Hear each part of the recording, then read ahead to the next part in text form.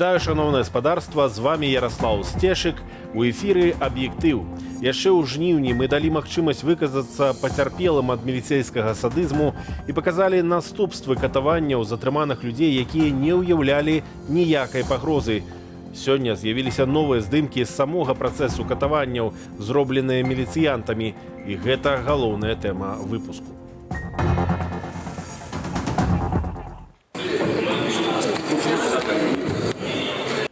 Садысты у фрунзенскім РУУсе. Считаю, что это беспредел. Потому что кто им разрешил бить людей? Міліцыянтам Лукашэнкі гатовыя дапамагаць Росгвардыя, а органы опеки пагражаюць забраць дзяцей. Милиция инициирует эти дела только с одной целью – запугать людей. Новыя падаткі з грамадзянаў. Гэта людзі, якія такія прапановы высоўваюць, потым на судзе скажуць: ну вось відно, менавіта мы дабілі гэты рэжым.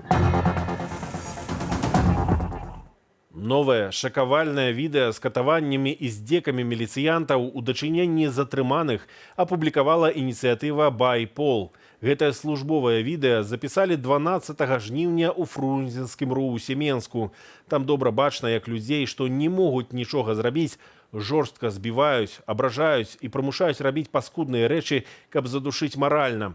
Некаторых садыстаў у пагонах ужо ідэнтыфікавалі. Падрабязнасці ў Ігара Станкевіча. 12 жніўня спартовы зал фрунзенскага РУУС Менску. Дзясяткі затрыманых у кайданках на падлозе або на каленях тварам у падлогу. Кагосьці моцна збіваюць. Некаторых сілавікоў удалося ідэнтыфікаваць. Гэта старэйшы інспектар Ліліяна Жылянкова. Відэа апублікавала ініцыятыва «Байпол», створаная былымі работнікамі сілавых ведомстваў, якія адмовіліся працаваць на рэжым Лукашэнкі. Ініцыятыва ўжо звярнулася ў следчы камітэт з патрабаваннем неадкладна распачаць крымінальную справу і забяспечыць усебаковае, поўнае ды аб'ектыўнае расследаванне гвалту з боку сілавікоў. А што пра садызм міліцыянтаў думаюць менчукі? Явно не в рамках закона. Это, наверное, очевидно всем. И я думаю, границу все-таки они переходят. Считаю, что это беспредел. Потому что кто им разрешил бить людей? Люди походили, покричали, помахали и разошлись. Мне кажется, они все-таки перегибают. Перегибают, и это видно, и этому много доказательств. Очевидно, очень похоже на превышение полномочий. Вот. И хотелось бы, чтобы наши службы дали какую-то правовую оценку происходящему. Мы все ждем, но очень надеемся, что дождемся. Але брутальныя дзеянні сілавікоў відавочныя не ўсім. Сярод такіх асобаў і старшыня камітэту дзяржбяспекі Іван Церцель, які напярэдадні наведваў прадпрыемства «Горадня Азот». Таварыш Тарайноўскі ці Тарайкоўскі ў Менску загінуў. Але хто бачыў гэтыя здымкі, бачыў, што чалавек стаіць перад амапам, выйшаў і нахабна стаіць перад міліцыяй. Ён стаіць мэтанакіравана. Па факты забойству Александра Тарайкоўскага і Романа Бандарэнкі крымінальныя справы да сёння не распачатыя. Няма ніводнай крымінальнай справы і па скаргах пацярпелых ад катаванняў ды здзекаў сілавікоў. Між тым, на беларускім нацыянальным правовым інтэрнэт-партале з'явілася пагадненне аб супрацы Міністэрства ўнутраных справаў Беларусі і Нацыянальнай гвардыі Расіі. Эксперты запэўніваюць, папера носіць выключна фармальны характар. Непакоіць іншае. У мінулым тыдні Лукашенко фактычна адобрыў новы план выкарыстання сумеснай групіроўкі войскаў рэгіянальнай Беларусі і Расіі, куды выходзяць не толькі, уласна кажучы, вайсковыя адзінкі, але таксама і, умоўна кажучы, нашы ўнутраныя войскі і расійская гвардыя. Паводле эксперта документ засакрэчаны, таму не выключаюць, што ў ім прапісаны пэўны план выкарыстання расійскіх сілавікоў у выпадку закалотаў у Беларусі. Ігар Станкевіч, Белсад. А каб плаціць прэміі ды надбаўкі гэтым міліцыянтам, спецназу і КДБ, бюджэту трэба грошы. А грошы ў бюджэце бяруцца з падаткаў. У наступным годзе платным хочуць зрабіць праезд праз мяжу аўтамабілем, дарожны збор зробіцца абавязковым для аплаты і павысяцца стаўкі падатку на прыбытак для шэрагу суб'ектаў. У тым ліку для святарных кароваў Лукашэнкі, парку высокіх тэхналогіяў і сумеснага праекту з кітайцамі «Вялікі камень». Тэму працягне Юлія Цельпук. 80 рублёў неўзабаве можа каштаваць узняцце шлагбауму для выезда аўтамабілем за мяжу. Новая прапанова Міністэрства фінансаў беларусаў не ўсцешыла. А почему я должен платить за то, что я еду куда-то? Не всегда же идет только цель обогащения, выезд за границу. То есть это может быть и встреча, например, родственника. Потому что тогда поедет, какой смысл за границу ездить вообще на своем автомобиле и вообще. По-моему, это просто обдирание народа и не больше. Я считаю, вообще не надо никакого налога платить. Зачем это надо? Сацыяльная дзяржава Лукашэнкі перастала існаваць на пачатку стагоддзя, але расчараванне народа ў дзяржаве настала толькі сёлета, сказаў Белсату эканаміст Уладзімір Кавалкін. Замест ратаваць палітычны імідж і эканоміку, улада ўсё глыбей улазіць у людскія гаманцы. З наступнага году на змену транспартнаму падатку, які плацілі падчас тэхагляду, а праходзіў яго не кожны, з'явіцца самастойны дарожны падатак. Калі вы маеце нейкі аўтамабіль, то вы павінны плаціць. Ездзіце вы, не ездзіце, зловяць вас, не зловяць, і гэтым ужо будзе займацца налогавая інспекцыя. Мінфін плануе ў пераходным 21 годзе сабраць 100 мільёнаў рублёў і ўжо 500 мільёнаў у 23 годзе. Яшчэ 800 мільёнаў афіцыйна на змаганне супраць каронавірусу збяруць з кампанія ў галіны інфармацыйна-камунікацыйных тэхналогіяў. Для іх плануюць часова павысіць стаўкі падатку на прыбытак з 9 до 13%. В такім выпадку інвестыцыі скарачаюцца. Што датычыцца звычайных наёмных працоўнікаў, праграмістаў і тых, хто працуе ў IT-сферы, то для іх будзе больш стымулаў для рэлакацыі. Кіраўнік навукова-даследчага цэнтру Мізеса Яраслаў Раманчук даводзіць, што ў апошнія 7 гадоў падаткавы цяжар – галоўная праблема айчыннага бізнесу. Замест таго, каб у сітуацыі, калі там большая палова эканомікі ўжо ў руінах, знізіць гэты цяжар, яны яшчэ больш дабіваюць. Я думаю, што гэта людзі, якія такія прапановы высоўваюць, потым на судзе скажуць, ну вось віда, менавіта мы дабілі гэты рэжым краіну такімі вось прапановамі. Лідарам па недарэчнасці ў падатковай сістэме новага стагоддзя беларусы адзінагалосна называюць налог за тунеядство. Как, в принципе, можно такое придумать? И всерьез на законодательном уровне закрепіць. Фактам ёсць, што такога тыпу падаткаў не існуе ў аніводнай дэмакратычнай краіне. Юлія Цяльпук, Белсат. Яшчэ адзін спосаб папоўніць бюджэт – непамерныя штрафы ці канфіскацыя маёмасці удзельнікаў пратэстаў. А для амапаўцаў, якія збівалі і катавалі, ёсць пэўная ўзнагарода – непамерныя кампенсацыі ад падсудных у крымінальных справах. Сёння, аднак, большасць паседжанняў пераносілі. У Белсату ёсць пакуль непацверджаная інфармацыя аб браджэнні сярод суддзяў, бо не ўсе хочуць займацца бруднаю працай. Тэму працягне Діяна Радкевіч. Все работают в частных интересах. Следственный комитет, суд, обвинение. Зміцер Шчурко з Берасці абвінавачваецца ў крадзяжы рацыі ў амапаўца на нядзельным маршы 20 верасня. Сёння паседжанні перанеслі на 23 снежня. Оброненная или потерянная радиостанция преступника в черном перевернута как похищение ее у него заранее с умыслом. Доказать они это не могут. Как можно ехать с умыслом, что он ее уронит? Прысуд у крымінальнай справе блакавання дарогі ў Серабранцы перанеслі на 22 снежня. Вінавацяць Артура Булаўскага, няпоўнагадовага Максіма Бабіча і былую журналістку «Народнай волі» Вольгу Класкоўскую. Пацярпелыя ж, якіх 5 не маюць прэтэнзіяў.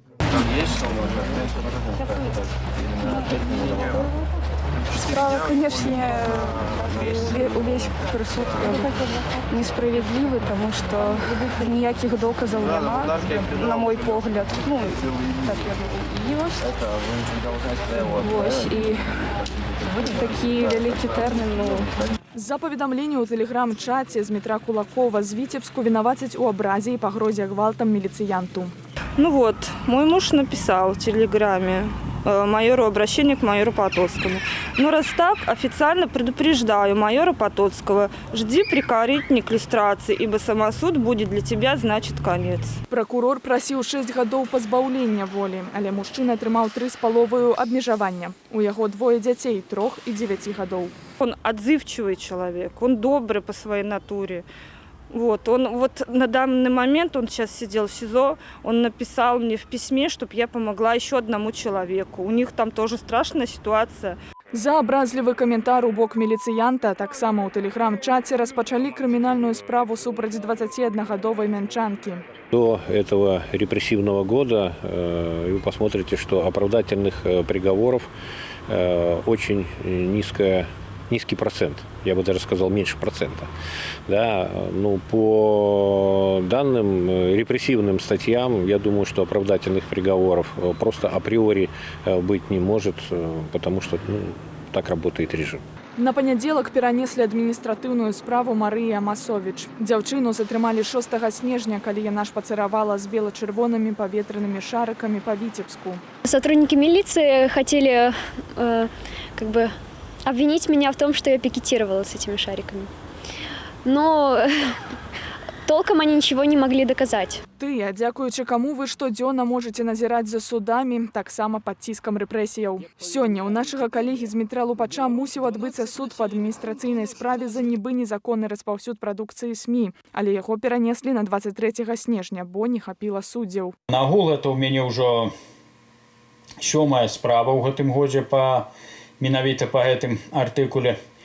І па 5 выпадках я атрымаў вялікія штрафы. Палітычнымі вязнямі прызналі нашых калегаў Кацярыну Барысевіч, Дар'ю Чульцову, а таксама Кацярыну Андрэеву, у якой 11 снежня здарыўся другі алергічны прыступ, пра што стала вядома сёння. Паводле ейнага мужа Ігара Ільяша прычына ў старых матрацах, у якіх могуць быць пылавыя кляшчы. За кратамі застаецца і аператар-фрылансер Іван Куракевіч, якога мусяць вызваліць 22 снежня.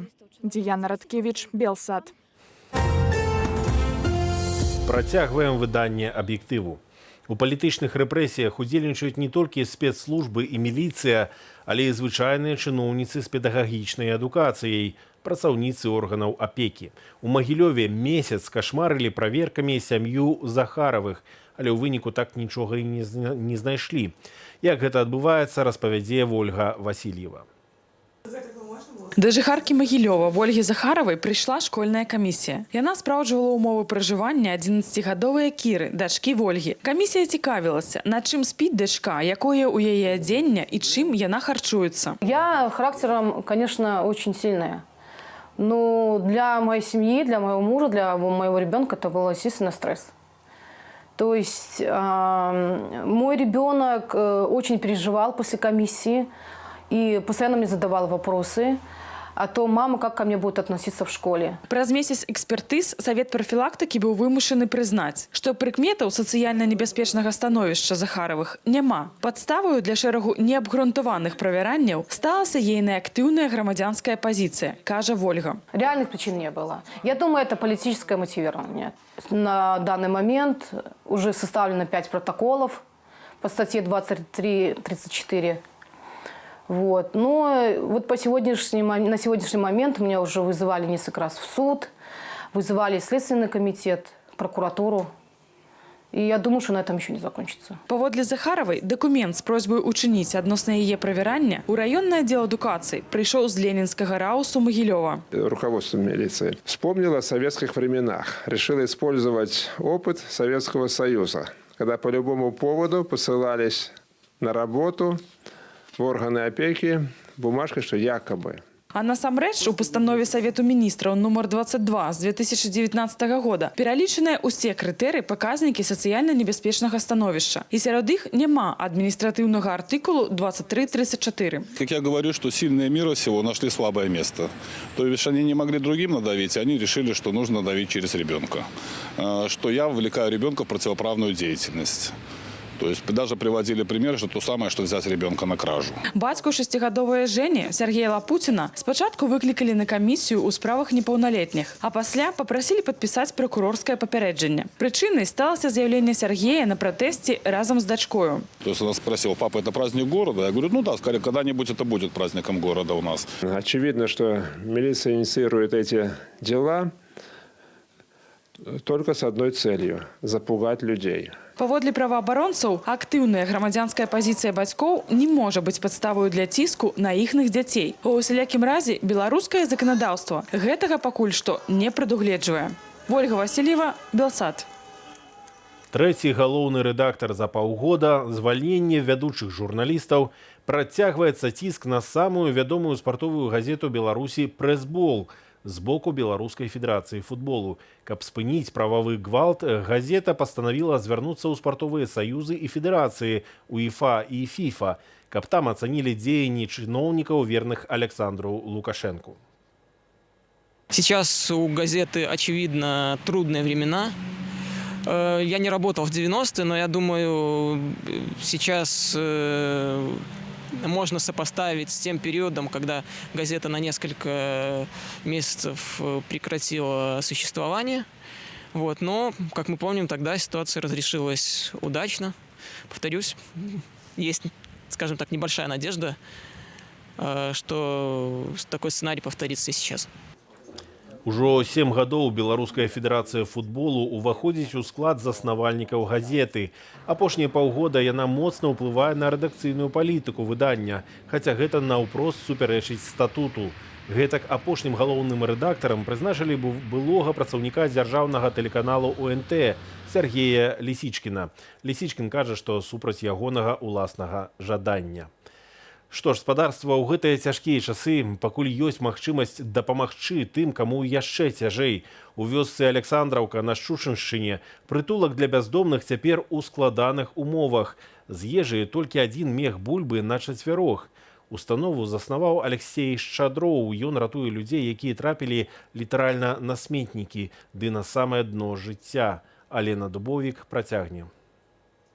Гэтыя пакеты з ежай у прытулак перадалі неабыякавыя людзі. На такіх тут усё і трымаецца. Але каронавірус моцна ўскладніў сітуацыю. Валанцёраў стала менш, а атрымаць перадачу з-за мяжы немагчыма. Гісторыі пастаяльцаў розныя, але з аднолькавым фіналам. Людзі апынуліся на вуліцы, дзяржава ім не дапамагла. Вот 10 лет выселяли, а сейчас через суд меня выселили. Почти на дворе остался. Вот сейчас нормальные люди, хорошие люди есть, находятся. Так вот. На зиму куда? На зиму вообще не выселяют. Айдына выселілі з працоўнага інтэрнату. З жонкай ён развёўся, а адзіная дачка не можа дапамагчы. Так і апынуўся на вуліцы. У прытулку жыве другі тыдзень, а перад гэтым, кажа, звяртаўся па дапамогу ў сацыяльныя службы. Чтоб жилье дали. Там ничего не получилось. Это бесполезно. Вы же сами знаете. Хорошо. Бесполезно ходить. Хватает таких, как я. Очень много. Асабліва карыстаецца попытам месца, дзе можна жыць у цяпле і харчавацца зімою. Прятались от снега, от дождя, от ветра и грелись. Натурально поставили 3 свечки и грелись возле свечек. Жыхары прытулку трапляюць сюды рознымі шляхамі. Былі выпадкі, калі мясцовы участковы тэлефанаваў Аляксею і прасіў забраць чалавека, які выйшаў з турмы і якому няма куды ісці. Збіраецца аднавіць дакументы і шукаць працу і Дмітрый. У меня образование обувщик. И вот мне нравится ремонтировать обувь людям. Я бы очень хотел обувщиком работать. Некаторым пастаяльцам сапраўды ўдаецца рэабілітавацца і вярнуцца да звычайнага жыцця. Это Саша Мазур. Он сейчас где-то в Гродно вот работает, устроился тоже у нас был. Вот у него все хорошо. Цяпер тут жывуць 4 чалавекі. 2 ўжо не першы год, 2 другі тыдзень. Афіцыйнага статусу прытулак не мае. За безхацінцамі даглядае Аляксей. Ён жа дапамагае ім аднаўляць дакументы. Люди, которые живут на улице без документов, отброс общества окружающих, которые никому не нужны. Власть местная приезжала и говорили, чтобы я никого не брал. Мне сказали, что у нас нету бездомных, у нас есть малоимущие. Вот. И как бы для них это малоимущие, бездомных нет, у нас все хорошо. Але пра маштаб праблемы безхацінцаў кажа тое, што за гады працы ў прытулку жылі не менш за 300 чалавек. 13 тут і памерлі. Прывозяць сюды і людзей ва ўзросце, якія засталіся без падтрымання сям'і. Часты кантынгент былыя сядзельцы. Гэтыя людзі застаюцца без усялякай дапамогі. Стаць на ногі ім складана, а рэальных праграм у дзяржаўнай рэабілітацыі няма. На бумаге у нас все хорошо, все прекрасно, все написано, все мы делаем, все мы проводим профилактику, всех мы устраиваем, всем мы помогаем. Но я думаю, что люди, конечно, наша власть немножко была бы такая сострадательна и милосердие к людям. Наверное, этого не было. Не было этих бездомных, эти, которые люди освобождались в тюрьмах, их бы не сидело столько много. За час рыхтавання матэрыялу прытулак папоўніўся яшчэ адным пастаяльцам, безхацінцам, які тыднямі жыў на вуліцы. Алена Дубовік, Белсат. Шановное господарство, хоть и без дозволу Александра Лукашенки и ведомства Уладзіміра Макея, Белсат працягвае працаваць и показывать не только новины. Праз момент запрашаю на программу без аккредитации. Сённяшні выпуск мае назву «Фантамас разбушаваўся». З вами был Ярослав Стешек. До сустрэчы.